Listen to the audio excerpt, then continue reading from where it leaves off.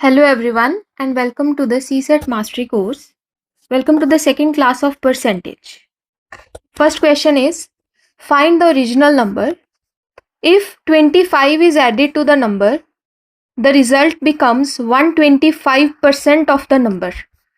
कहते हैं अगर किसी नंबर में हम 25 ऐड कर दें तो जो नंबर है उसका कितना परसेंटेज हो जाएगा 125%. Let the number be x. अगर उस नंबर में हम 25 ऐड कर दें तो वो नंबर अपने नंबर का कितना परसेंटेज हो जाएगा 125%. ऑफ का मतलब क्या होता है मल्टीप्लाई. अब परसेंटेज है इसको फ्रैक्शन में कैसे कन्वर्ट करते हैं divided by 100.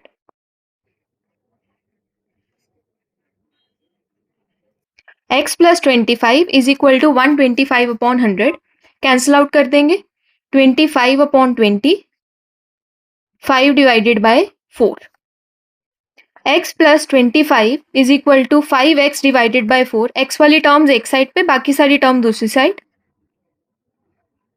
LCM 4x minus 5x is equal to minus 25. Minus x divided by 4 is equal to minus 25. Minus के साथ माइनस क्या हो गया कैंसिल आउट. तो x की वैल्यू कितनी आ गई 25 इंटू 4 दैट इज 100. अब 100 देखिए कौन से ऑप्शन में, option number B. Second question, if 36 is subtracted from the number. तो सबसे पहले नंबर लेट कर लेंगे, let the number be x. कहते हैं अगर नंबर में से 36 माइनस कर दें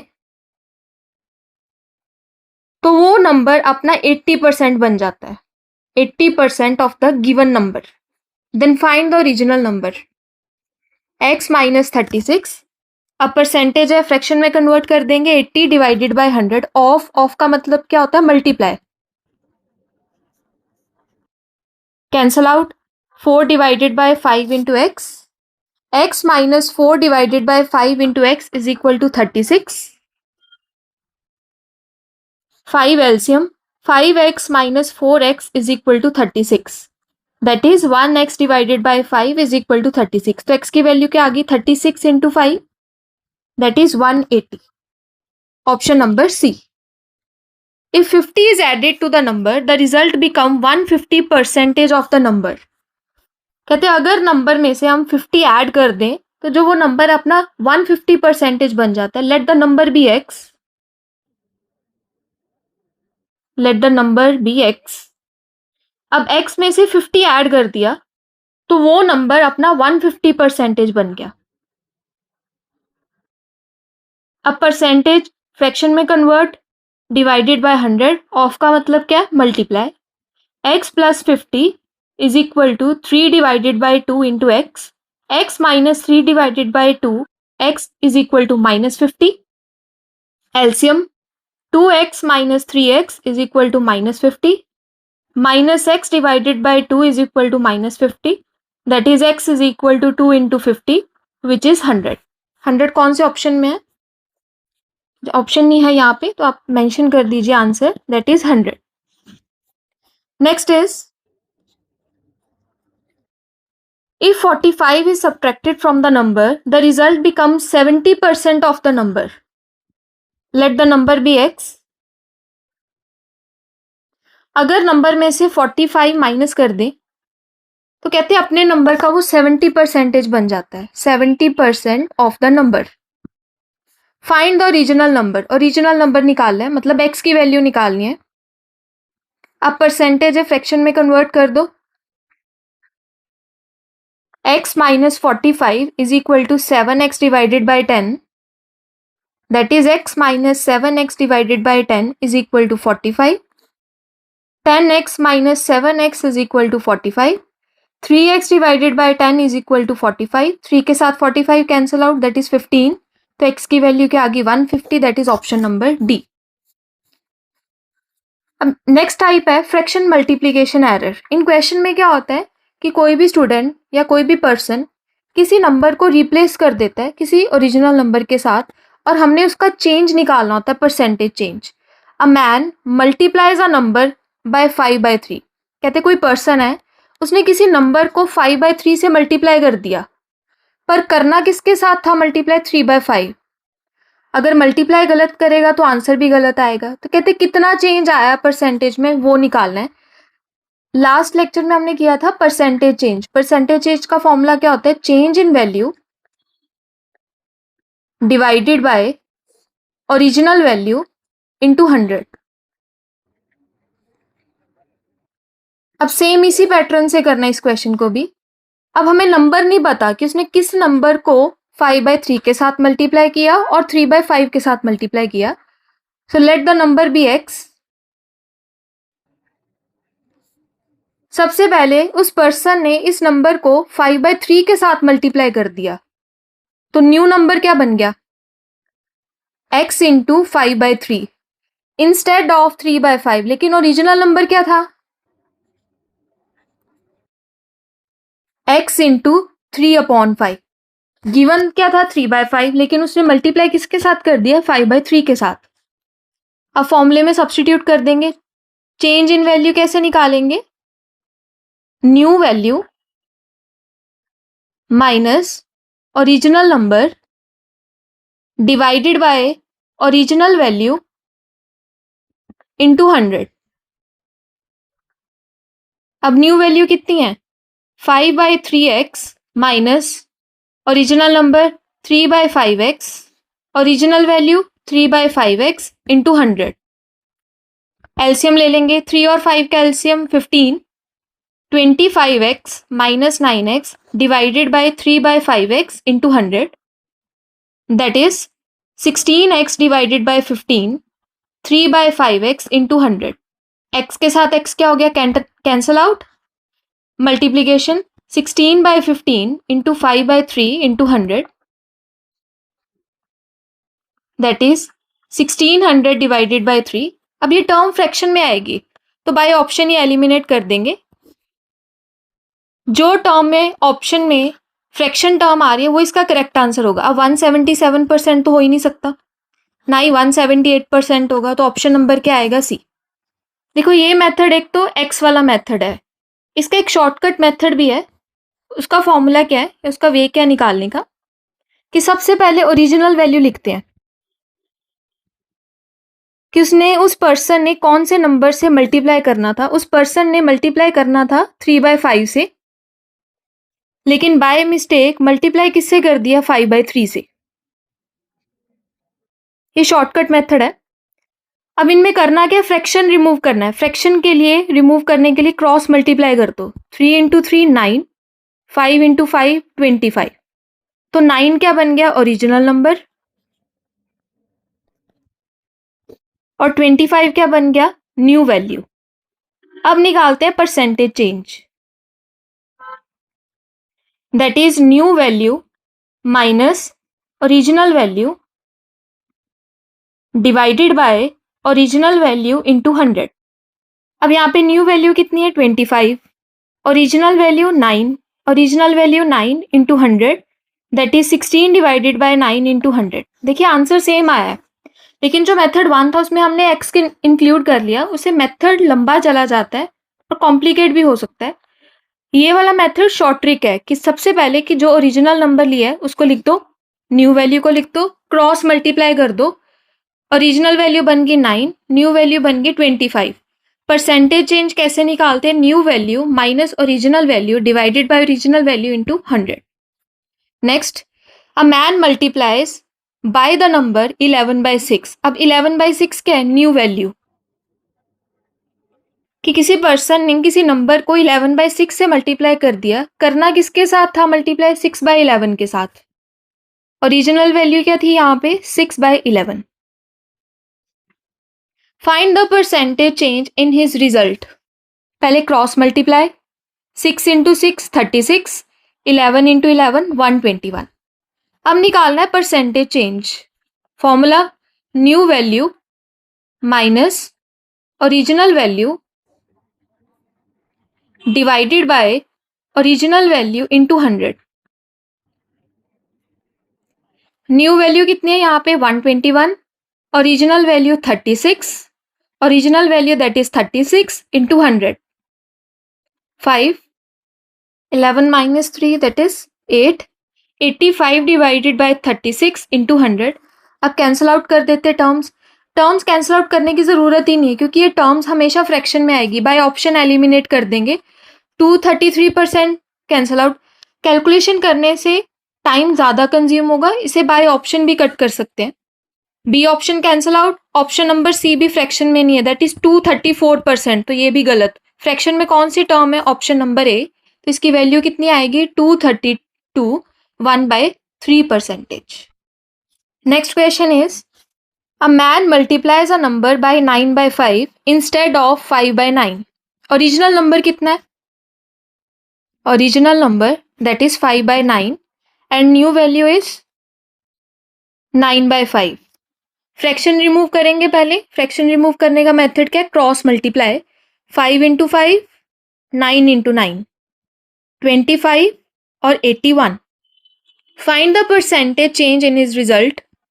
परसेंटेज चेंज का फॉर्मूला वही, new value minus original value divided by original value into 100. अब न्यू वैल्यू कितनी है? 81. Original value 25 divided bye 25 into 100. तो टर्म क्या बन गई? 56 divided by 25 into 100.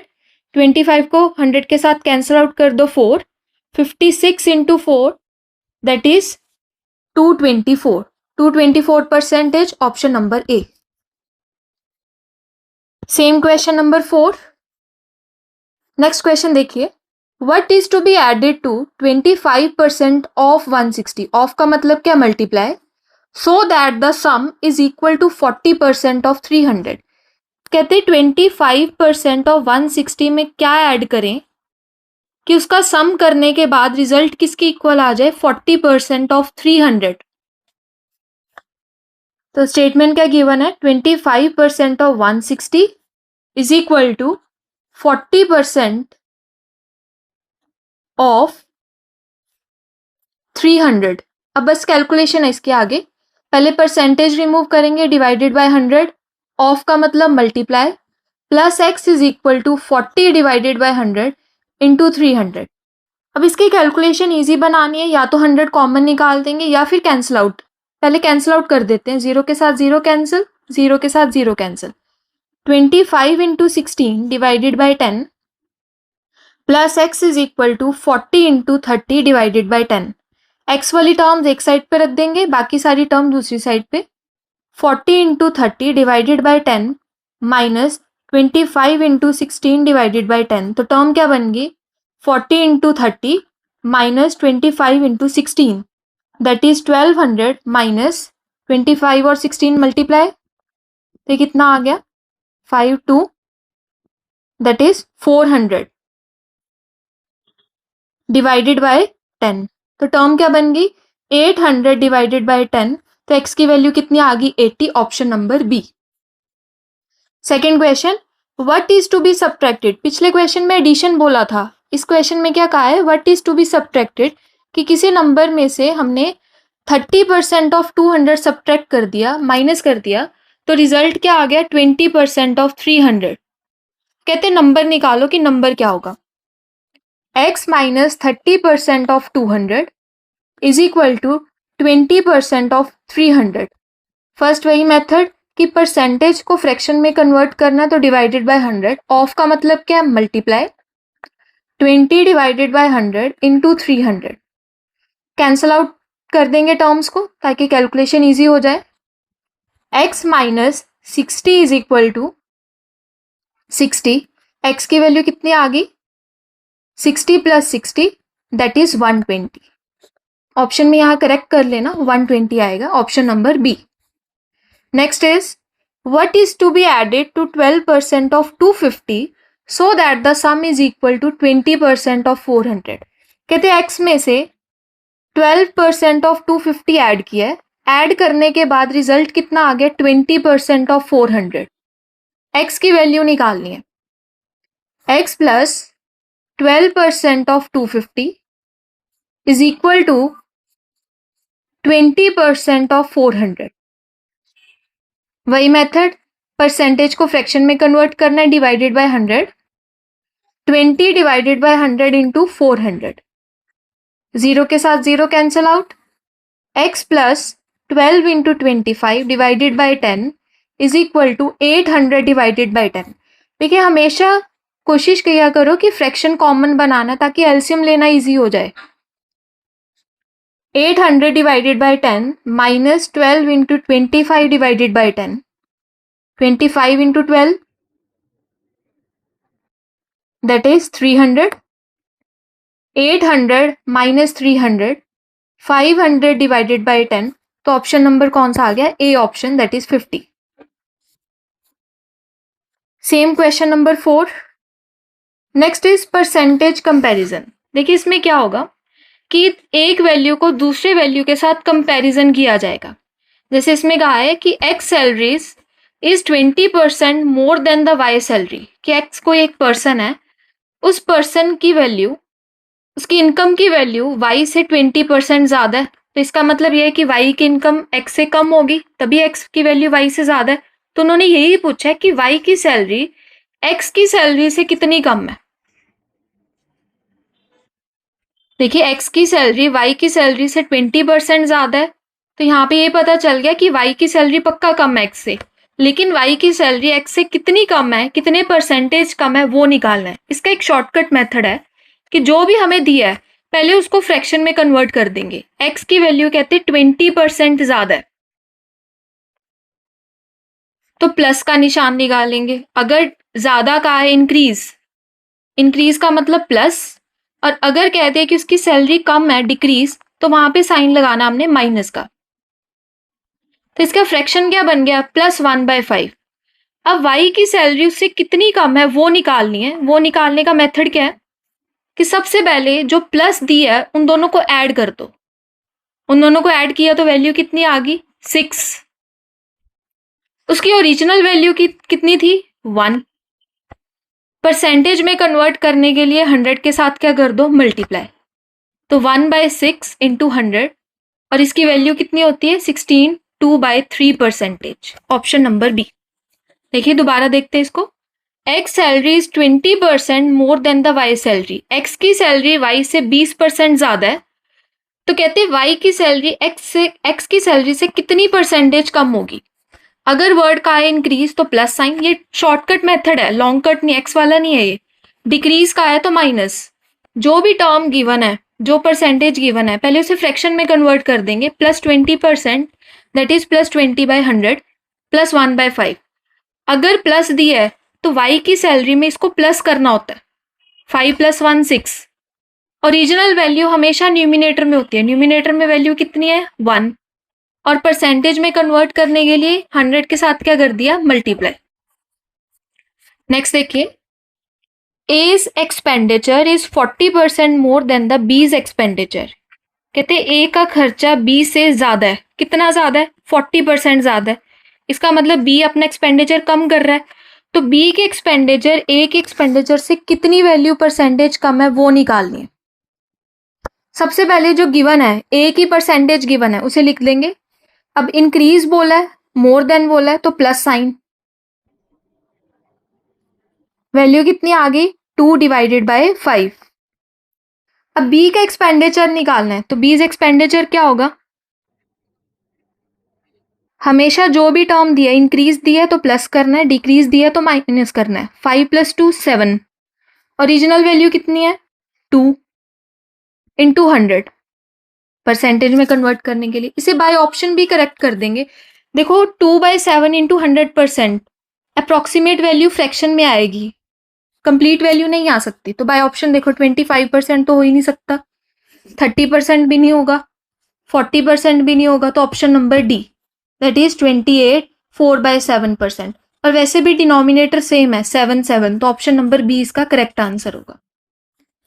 Next is P's marks are 50% more than the Q's marks. P के जो marks है वो क्यू से 50% ज्यादा है, +50%. तो कहते हैं क्यू के मार्क्स पी मार्क्स से कितने परसेंटेज कम होंगे? +50 डिवाइडेड बाय 100 दैट इज +1/2. अगर प्लस लिखा है तो ऐड कर देंगे 2 + 1 डिनोमिनेटर में, और ओरिजिनल वैल्यू कितनी है 1। 1 डिवाइडेड बाय 3 इंटू 100%। और जो टेबल दिया था कल मैंने याद करने को, उसमें हमने किया था कि परसेंटेज की वैल्यू क्या होती है 1/3 की, 33 1/3%, option number B. Next question भी सेम है। नेक्स्ट देखिए, Arun salary is 20% less than the Varun salary. अब लेस देन वर्ड आ गया, लेस देन का मतलब क्या है, सब्ट्रैक्ट करना है। अगर अरुण की सैलरी वरुण से 20% कम है तो वरुण की सैलरी अरुण से ज्यादा ही होगी। कितनी ज्यादा है वो परसेंटेज निकालनी है। अब अरुण की सैलरी कम है तो -20%, -20 divided by 100, that is -1/5। Varun की सैलरी कैसे निकालेंगे, माइनस दिया तो माइनस कर देंगे, प्लस दिया तो प्लस कर देंगे। अब माइनस करते हैं पहले, 5 - 1 दैट इज 4। ओरिजिनल वैल्यू कितनी है 1 इंटू 100, तो कितनी आ गई 25%, ऑप्शन नंबर बी। रवि's marks are 40% less than the Sohan marks. ये भी पिछले क्वेश्चन की तरह ही है कि रवि के मार्क्स सोहन से 40% कम है, तो कहते हैं सोहन के मार्क्स रवि से कितने ज्यादा होंगे। अब -40%, -40 divided by 100, that is -2/5। Percentage Sohan की निकालते हैं, पहले माइनस कर देंगे, 5 - 2 3, ओरिजिनल वैल्यू कितनी है 2 इंटू 100। ये भी बाय ऑप्शन टिक कर सकते हैं। देखो 40% फ्रैक्शन में नहीं है, कैंसल आउट, 50% भी कैंसिल हो गया, 60% भी, option number C, that is 66 2 divided by 3%। अब नेक्स्ट देखिए, नेक्स्ट क्या कह रहे हैं, राइज प्राइस डिक्रीज। देखो इसमें एक फॉर्मूला होता है, price into consumption is equal to expenditure. ये सेम पिछले क्वेश्चन की तरह, बस स्टेटमेंट थोड़ी सी बदली गई है। कहते एक्सपेंडिचर को अगर कांस्टेंट रखना है, मतलब उसकी वैल्यू फिक्स्ड होनी चाहिए। सपोज अगर प्राइस 10% से बढ़ रहा है, इंक्रीज हो रहा है, तो कंजम्पशन को डिक्रीज होना पड़ेगा। कितने परसेंटेज से वो हमने निकालना है। कितने परसेंटेज से कहते हैं डिक्रीज करें या इंक्रीज करें, ताकि प्राइस और कंजम्पशन की वैल्यू एक्सपेंडिचर के बाद इक्वल आने के बाद वो वैल्यू कांस्टेंट बन जाए। अगर एक की वैल्यू इंक्रीज हो रही है तो दूसरे की वैल्यू पक्का डिक्रीज होगी, वाइस वर्सा। अगर पहले की डिक्रीज हो रही है तो दूसरे की क्या होगी, इंक्रीज। जैसे पिछले क्वेश्चन में हमने किया था, the price of the rice is decreased by 20%। कहते प्राइस 20% डिक्रीज हो रहा है। माइनस साइन क्या रिप्रेजेंट करता है, डिक्रीज इन द वैल्यू, कि वैल्यू में कितना डिक्रीज हुआ है। By what percent can a person increase the consumption. कहते उसकी कंजम्पशन कितनी इंक्रीज हो, उसके परसेंटेज में कितना इंक्रीज आए, so that there is no change in the expenditure, कि एक्सपेंडिचर की वैल्यू कांस्टेंट रह जाए। अब वही मेथड, 20% को पहले फ्रैक्शन में कन्वर्ट कर देंगे, -1/5। अब परसेंटेज कंजम्पशन की निकालते हैं, अगर माइनस दिया तो सब्ट्रैक्ट कर दो, 5 - 1 4, ओरिजिनल वैल्यू कितनी है 1, 1 divided by 4 into 100, that is 25%, option number C. Question वही है, बस मेथड थोड़ा सा क्वेश्चन में चेंज कर दिया कि उसने प्राइस और एक्सपेंडिचर के साथ उसे रिलेट कर दिया कि प्राइस की वैल्यू डिक्रीज करने से कंजम्पशन की वैल्यू कितनी इंक्रीज हो, ताकि एक्सपेंडिचर टोटल क्या आ जाए, constant. Next question, the price of the milk is decreased bye 25%। Price में कितना डिक्रीज आया है, -25, माइनस मतलब decrease. By what percent can the consumption be increased, तो कंजम्पशन में कितना इंक्रीज हो ताकि एक्सपेंडिचर कांस्टेंट रह सके। वही formula, -25 divided by 100, -1 divided by 4, percentage in consumption. Minus का है तो पहले माइनस कर देंगे, 4 - 1 दैट इज 3, 1, तो वैल्यू कितनी आ गई 33 1/3%, option number B. Question number 3 same है।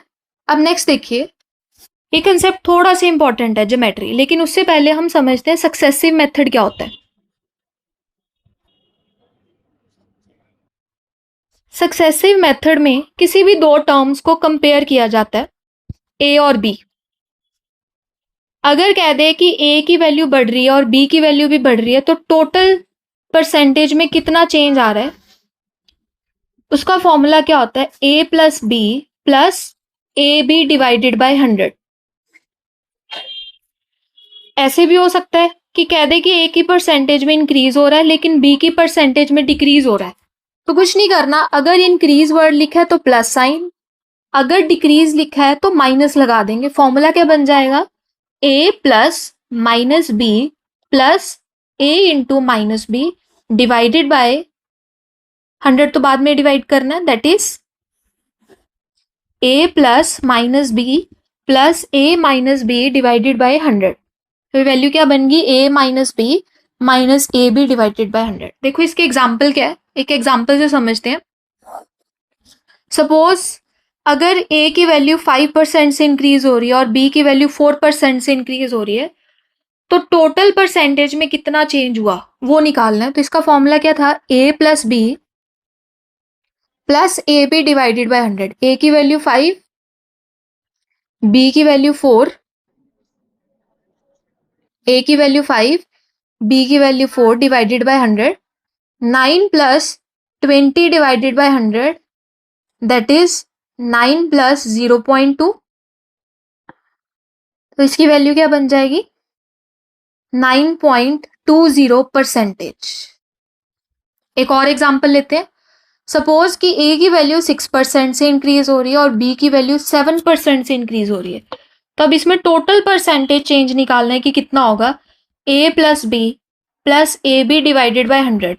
ए की वैल्यू किसकी इक्वल है, 6 प्लस बी की value 7 plus 6 into 7 divided by 100, that is 13 plus 42 divided by 100। 13 plus 0.42, 13.42। देखो ये पूरी कैलकुलेशन है। वैसे आप चेक कर रहे होगे कि पहले इन दोनों टर्म्स को क्या किया जाता है, ऐड, प्लस फिर इसके बाद दोनों टर्म्स को मल्टीप्लाई करते हैं और डिवाइडेड बाय 100 किया जाता है। तो इसका शॉर्टकट मेथड क्या, अगर इतनी लंबी कैलकुलेशन नहीं करनी, सपोज हमें 5% दिए और 4% दिए, पहले इन दोनों को ऐड कर दो पॉइंट से पहले, 5 प्लस 4 9, फिर पॉइंट के बाद दोनों को मल्टीप्लाई करना है, 20, सीधा डायरेक्ट आंसर आ गया।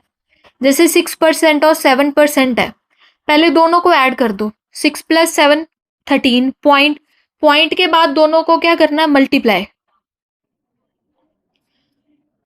जैसे 8% या फिर 9% है, तो पहले क्या करेंगे, 8 और 9 को ऐड कर देंगे, पॉइंट के बाद क्या करना है, दोनों को मल्टीप्लाई। 8 प्लस 9 17.72%। ये शॉर्टकट मेथड है सक्सेसिव मेथड के लिए, बाकी कैलकुलेशन भी कर सकते हैं ताकि हमारा टाइम बच जाए। अब देखिए इसका यूज किस में आएगा वो देखते हैं। इसका यूज देखने से पहले कुछ टर्म्स देखते हैं। अब सबसे पहली टर्म ज्योमेट्रिकल मेथड में आ जाइए। देखो ज्योमेट्रिकल मेथड में हम तीन चीजें निकालते हैं। First is parameter, second is area and third is volume. आज हम इस लेक्चर में पैरामीटर और वॉल्यूम के बारे में बात करेंगे।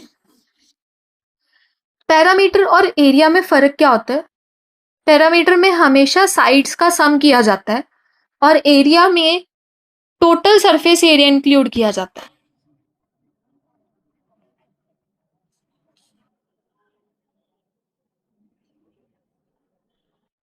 जैसे फर्स्ट क्वेश्चन क्या है, if each side of the square is increase by 20%। कहते हैं सपोज पहले हमारे पास एक स्क्वायर है, उसकी साइड कितनी है, ए, उसके बाद उस साइड को हमने 20% इंक्रीज कर दिया। अब पैरामीटर भी इंक्रीज हो जाएगा कि ए में से हमने उसका 20% क्या कर दिया, इंक्रीज कर दिया। Find the percentage increase in its parameter. Perimeter, तो पहले पेरीमीटर का फॉर्मूला देखते हैं स्क्वायर का। पेरीमीटर ऑफ स्क्वायर किसके इक्वल होता है, साइड का सम करना है, A plus A plus A plus A, that is 4a। Perimeter में चेंज कितना आया वो किसके ऊपर डिपेंड करता है, स्क्वायर की साइड के ऊपर। देखो पहले स्क्वायर की साइड कितनी थी ए, बाद में कितनी होगी 20% इंक्रीज कर दिया। 4 तो यहाँ पे कांस्टेंट ही है। अगर ए को 20% इंक्रीज किया है तो पेरीमीटर भी कितने परसेंटेज से इंक्रीज होगा, 20% से, क्योंकि यहाँ पे कोई और टर्म तो है नहीं, कांस्टेंट वैल्यू से तो परसेंटेज का कोई लिंक ही नहीं है। पेरीमीटर सिर्फ किसके साथ लिंक करता है, साइड ऑफ स्क्वायर के साथ। तो ऑप्शन नंबर क्या आ जाएगा, डी। नेक्स्ट देखिए, यहाँ पे थोड़ा कॉम्प्लिकेट चला जाता है क्योंकि रेक्टेंगल की 2 डायमेंशन है, जैसे स्क्वायर की सिर्फ एक ही डायमेंशन होता है साइड, रेक्टेंगल की 2 है, एक तो लेंथ और दूसरा क्या है, breadth. The length of the rectangle is increased by 10% and the breadth is increased by 15%। Length L है और ब्रेड्थ कितनी है, बी। लेंथ को कितने परसेंट इंक्रीज कर दिया, 100%। ओरिजिनल परसेंटेज हमेशा सपोज कर लेते हैं 100% है, कि लेंथ की भी ओरिजिनल परसेंटेज कितनी है, 100, और ब्रेड्थ की भी ओरिजिनल परसेंटेज कितनी है, 100। अब लेंथ को 10% इंक्रीज कर दिया, अब 100 में से 10% बढ़ा दिया तो कितना हो गया, 110। ब्रेड्थ को भी कहते 15% इंक्रीज कर दिया, 115%। Find the percentage increase in the perimeter. अब वही पुराना फॉर्मूला, अगर परसेंटेज इंक्रीज निकालना हो तो उसका फॉर्मूला क्या होता है, new value minus original value divided by 100। पहले तो न्यू पैरामीटर निकालते हैं। न्यू पेरीमीटर का फॉर्मूला क्या होता है रेक्टेंगल का, 2 into length plus breadth. Length कितना है, 110%, ब्रेड्थ कितनी है, 115%, 2 इंटू 225%। 2 को एज इट इज ही रहने दो क्योंकि 2 कैंसिल आउट ही हो जाएगा बाद में कॉमन निकल के। ओरिजिनल पैरामीटर देखते हैं, 2 into length plus breadth. Length कितना है, 100%, ब्रेड्थ कितना है, 100%, that is 2 into 200% as it is. अब फॉर्मूले में सब्सटीट्यूट कर देंगे। न्यू वैल्यू कितनी आई है, 2 into 225% minus original value 2 into 200% divided by original value कितनी है, 2 इंटू 200% इंटू 100। 2 कॉमन निकल के cancel out, into 100, 25 divided bye 2 into 100, 100 के साथ 100 कैंसिल आउट। अब देखो 25/2 है तो इसकी वैल्यू कितनी आएगी, पॉइंट्स में ही आनी है, बाय ऑप्शन भी एलिमिनेट कर सकते हैं, वैसे इजी है इसकी calculation, that is 12.5%। Next question is, if the radius of the circle is decreased by 10% then the percentage decrease in circumference. Circumference को पेरीमीटर ही बोलते हैं। सर्कमफ्रेंस ऑफ सर्कल क्या होता है, 2πr। 2 कांस्टेंट है, पाई भी क्या है, कांस्टेंट। तो परसेंटेज में जितना भी चेंज होगा वो इनडायरेक्टली किसके ऊपर डिपेंड कर रहा है, रेडियस ऑफ सर्कल के ऊपर। अगर रेडियस 10% बढ़ता है तो पेरीमीटर भी 10% बढ़ेगा। अगर रेडियस पर 10% डिक्रीज होता है तो पेरीमीटर भी 10% डिक्रीज होगा। कहते एक सर्कल है, उस सर्कल का रेडियस हमने 10% डिक्रीज कर दिया। अगर रेडियस 10% डिक्रीज किया है तो पेरीमीटर में भी कितना चेंज होगा, 10%। 10% कौन से ऑप्शन में, option number C. Same for the equilateral triangle, क्योंकि इक्विलेटरल ट्रायंगल की सारी साइड्स क्या होती है, इक्वल। इक्विलेटरल ट्रायंगल की साइड को हमने 25% इंक्रीज कर दिया